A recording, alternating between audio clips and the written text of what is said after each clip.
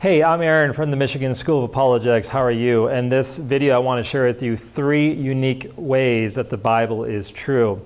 Well, there's lots of information out there on why the Bible is true, and I thought I could offer a few ideas on why, my perspective on why the Bible is true.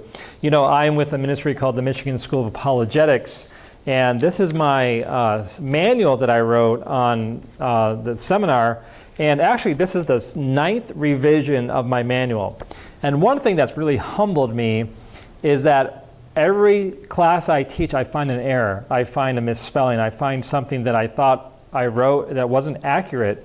And students would say something to me, and many revisions. So this is the 9th revision of my manual. And then I finally hired a professional editor, and she found 3 pages of errors. So when you think about the Bible, you know, most people don't understand that the Bible did not come down from heaven, in one book like this. The Bible was literally, the word Bible means books, and there's 66 of them, and they came over a period of time. Over 40 authors, over 1,500 years in multiple countries and continents.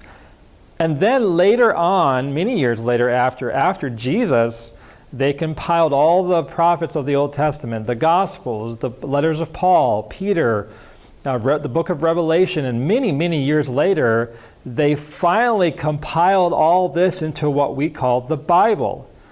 The Bible is simply all these separate letters and separate books that people have compiled into one book we call the Bible.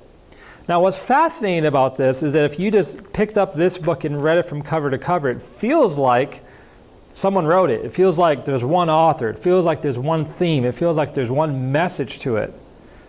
Well, how can all these vast authors over many, many years, over many different continents and many different languages, when they compiled all the books together and you read it like one story, that it all fits together? It's very clear that there's a divine fingerprint on this book. There's no other book like it. There's no other book that was done this way. Like the Quran, for an example, it was supposedly written down after the time of Muhammad, during his lifetime.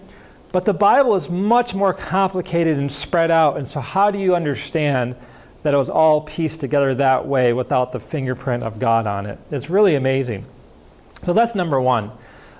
Number 2 unique way, which a lot of people haven't considered, and I'm not sure why, but when someone says, well, how do you know the Bible is true? They say, well, read the book of John as an example.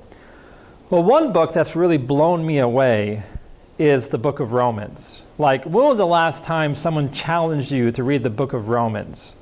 Like, the book of Romans, I've been reading it for 25 years, and the profound truths in the book of Romans, especially chapters 1 through 5, give the meaning to life to every single question that we have.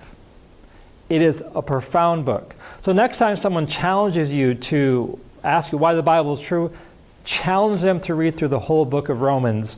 It would change your life. And number 3 is, why do I think the Bible is true? A unique way the Bible is true is that I've been reading this book for over 28 years. And what moves me is that how can I read the Psalms or John or Romans or Revelation, and every time I read it, I learn something new. Like if someone wrote a textbook or a novel and you read it, you'd read it 2 or 3 times and you're like, got it, check.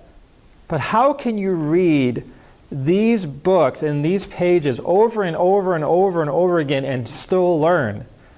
It's because what was written down was inspired by God.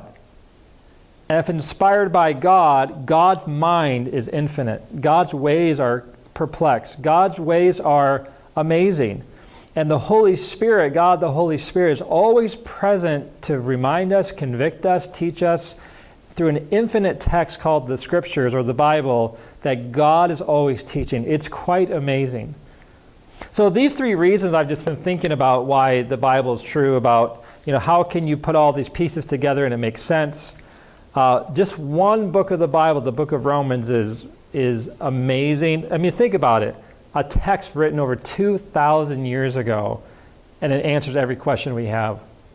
And how do we understand that the Bible still speaks, even though it's an old book?